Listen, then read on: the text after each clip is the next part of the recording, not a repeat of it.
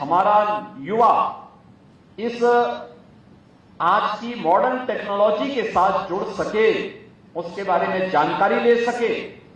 इसी को ध्यान में रख करके सरकार ने निर्णय लिया। स्वामी विवेकानंद सशक्तिकरण स्कीम के अंतर्गत 2 करोड़ युवाओं को हम टैबलेट और स्मार्टफोन उपलब्ध करवाने के बड़े कार्यक्रम को आगे बढ़ाएंगे। सैमसंग भारत की ही नहीं बल्कि दुनिया की इलेक्ट्रॉनिक्स की बड़ी कंपनियों में से एक है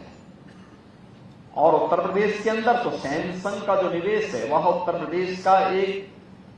ब्रांड एम्बेसडर के रूप में भी सैमसंग दुनिया के अंदर काम करता है। स्वाभाविक रूप से सैमसंग का जो कार्य है वह टेक्नोलॉजी कैसे उपयोगी बन सकती है और कैसे हम टेक्नोलॉजी को समय से आगे बढ़ाएंगे, कैसे वह हमारे जीवन में परिवर्तन का कारक बन सकती है और कैसे हम अपने व्यवसाय को भी और तीव्र गति से आगे बढ़ा सकते हैं, इसमें एक निर्णायक भूमिका का निर्वहन करती है। और उत्तर प्रदेश में आप जैसे युवाओं के लिए अवसर इसलिए भी है, याद रखना, भारत दुनिया के अंदर सबसे अधिक मोबाइल फोन और इंटरनेट की सुविधा प्राप्त करने वाला देश है। सबसे अधिक लोग भारत के अंदर इसका उपयोग कर रहे हैं और भारत के अंदर कुल मोबाइल मैन्युफैक्चरिंग के 55% मोबाइल अकेले उत्तर प्रदेश में बन रहे हैं। उत्तर प्रदेश के अंदर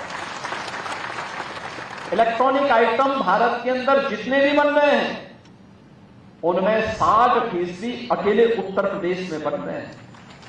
और इसलिए आप जैसे युवाओं के लिए इस फील्ड में बहुत सारे अवसर हैं। हां, हम इस दिशा में कैसे अपने आप को तैयार कर सकें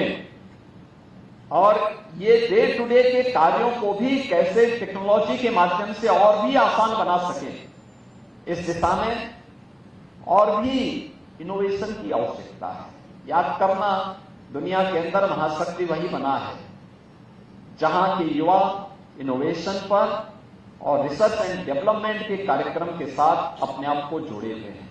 जितना अधिक रिसर्च एंड डेवलपमेंट होगा, बढ़ेगा, आगे चलेगा, उतने ही अच्छे परिणाम और उतनी बड़ी ताकत के रूप में वह देश और वह समाज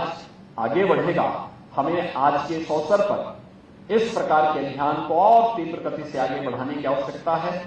मैं सैमसंग इनोवेशन कैंपस के लिए सैमसंग इंडिया को इस बात के लिए हृदय से धन्यवाद देता हूं कि उन्होंने गोरखपुर विश्वविद्यालय को और गोरखपुर से उत्तर प्रदेश को इस कैंपस के माध्यम से इमर्जिंग टेक्नोलॉजी के साथ हमारे युवाओं को जोड़ने का काम किया है। अच्छा होगा, हमें देखना चाहिए कि पीएम इंटर्नशिप और सीएम इंटर्नशिप की स्कीम के साथ इन युवाओं को जोड़ने की कार्रवाई और दूसरा, इन युवाओं के लिए कैंपस सिलेक्शन के माध्यम से इन्हें आगे अच्छा पैकेज प्राप्त हो सके जिससे ये लोग अपने बेहतर भविष्य की दिशा में आगे बढ़ सकें या स्टार्टअप की संस्कृति को और प्रभावी बनाने के लिए प्रधानमंत्री मोदी जी के विजन को प्रभावी ढंग से आगे बढ़ाने में ये युवा किस प्रकार से अपना योगदान दे सकते हैं, इस दिशा में हमारा प्रयास होना चाहिए।